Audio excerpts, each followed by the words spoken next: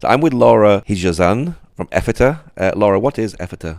Ephita is a word from the Bible said by Jesus when they give him a child, ask him to heal him. He was deaf and mute, and he touched his ear and mouth and said the word Ephita, which means open, and the child started to talk and to hear well.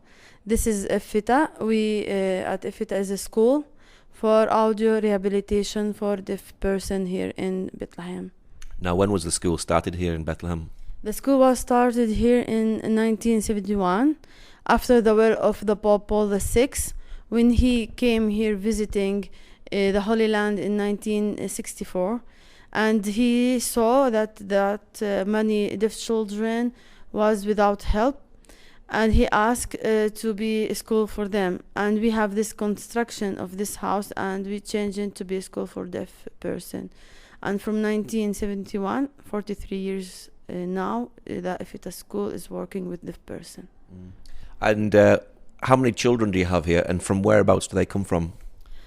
I think we go over 170, mostly of them from the south part of Palestine, that's mean Bethlehem, and the villages and the region in Bethlehem and Hebron region, and the villages nearby Hebron and the south of Hebron also.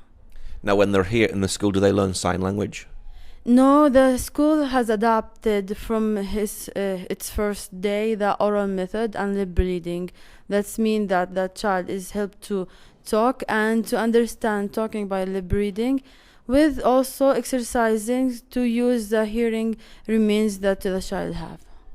And you have many children here from different ages. Are they at different levels of deafness? Yes, we have a different level of deafness, from severe to moderate to partially deaf to totally deaf children with hearing aids, and children with a cochlear implant. Are most of these children born deaf, or have they gone deaf over time?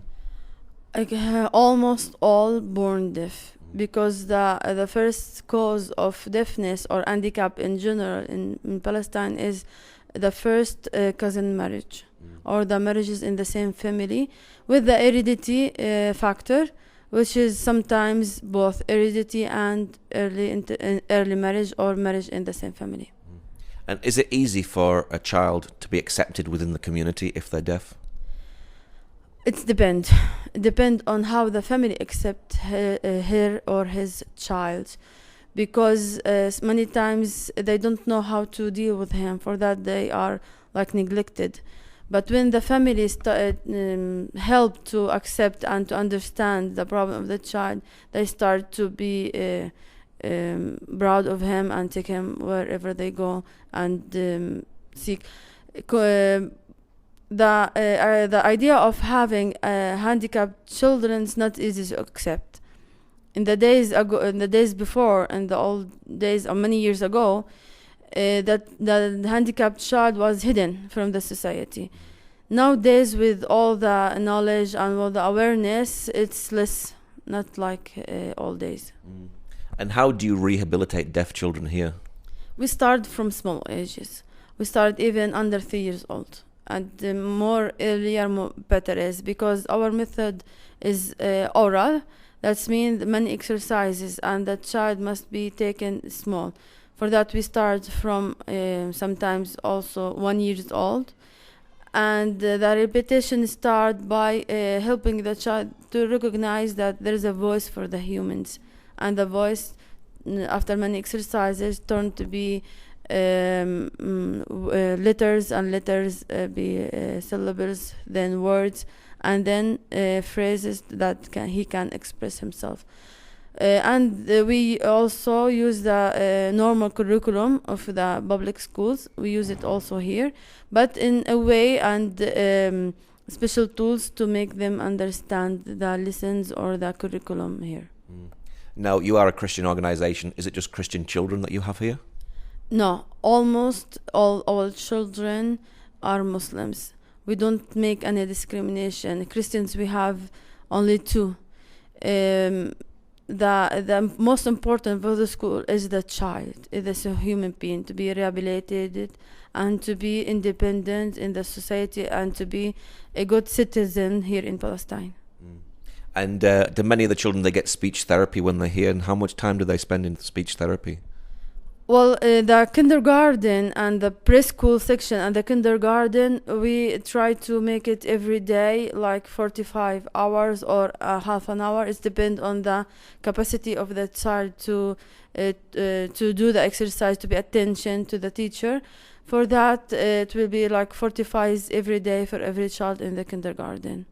So they're really learning how to develop their skills in speech therapy. Yeah, that's correct. And also, it's asked from the teacher in the class to pay attention also how the child talk and to correct him if there's something he's saying in the wrong way or wrong syllables.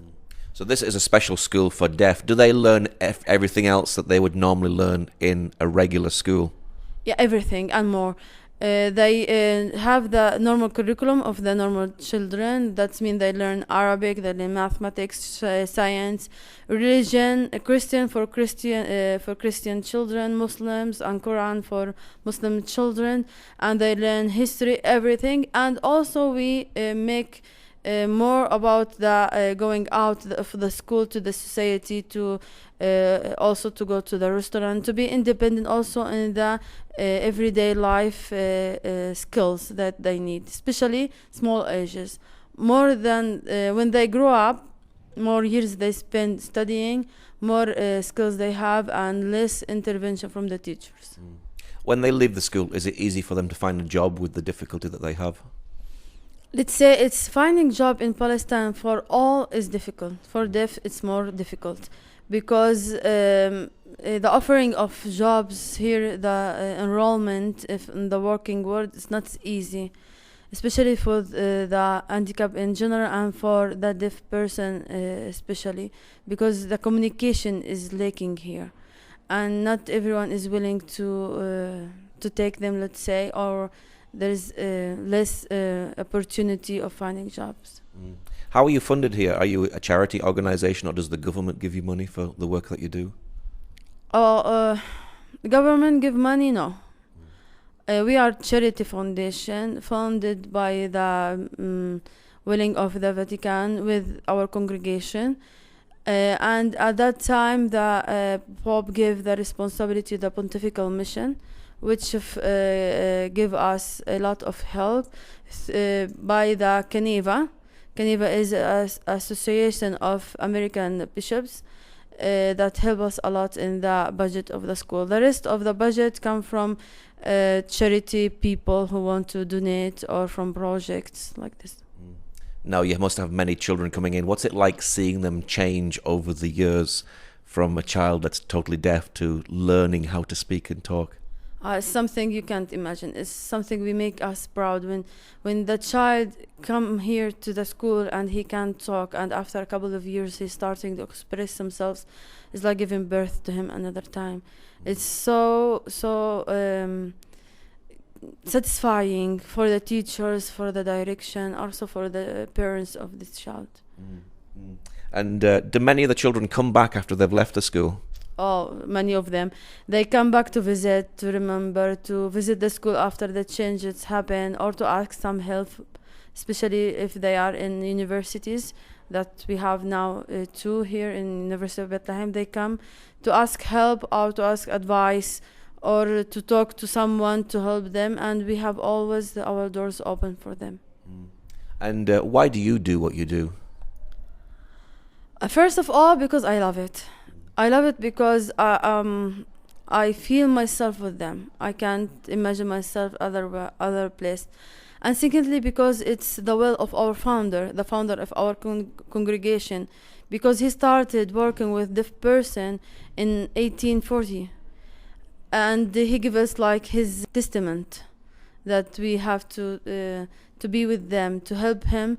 With one hand, he said to us, with one hand you show him how to be, or show her how to be a person in the society. With the other hand, you indicate the love of God for them. For that is a passion and is a testament from our founder. What's your prayer for Palestinians all over the Palestinian territory who are deaf?